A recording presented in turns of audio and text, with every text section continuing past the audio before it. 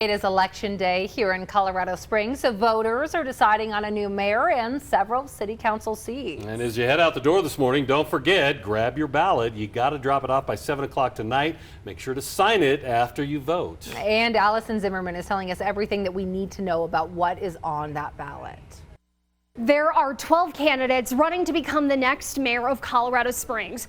Current Mayor John Suthers is term limited, and with 12 candidates, the race is almost certain to head to a runoff, as one candidate has to receive more than 50% of the vote to get the job. Here's a look at those candidates, and if you have yet to fill out your ballot, we have in-depth interviews with the mayoral candidates on our website, KOAA.com. Now, another crowded field, 11 people are looking to get one of 3 seats up for grabs as a city council at-large member. And for people mainly in the southwest part of Colorado Springs, City Council District 3 has an open seat. Michelle Tallarico and Scott Hiller are running for this office. This person will replace Stephanie Fortune, who was appointed to the seat after Richard Scorman. And something all of us will be voting on today, whether or not to extend a sales tax that goes to fund trails and open space in the city. Now, some big dollars have flown, especially into the mayor's race. Tonight on News 5 at 4, we're going to take a look at the candidates who brought in the most money to their campaigns. In studio, Allison Zimmerman, News 5.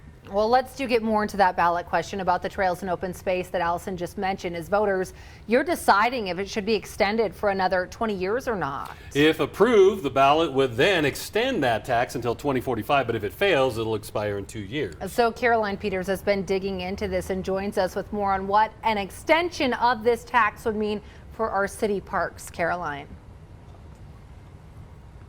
Hey, good morning. Parks funding for the city of Colorado Springs, it hasn't been the same since before the 2008 recession. It's often the first to get cut, and while the TOPS tax is going to help to preserve trails and open spaces if it passes, it isn't designed to fix everything, but I'm told it will help. So how much money is it? Well, it is a penny for every sales tax used in Colorado Springs, a penny for every $10 that's spent in the city. And I spoke with the Trails and Open Space Coalition. They're a nonprofit who strongly advocated for TOPS to pass back in 1997. And those of the coalition are on the working committee that makes recommendations on where that tax money is spent.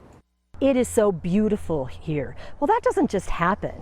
You know, you have to make a concerted effort not to have a city that's rooftops from border to border, where you preserve these special places and open them up for recreation, like your Red Rocks, like your Blodgett Peak. I mean, there's so many places that are so special to people because they were saved with TOPS.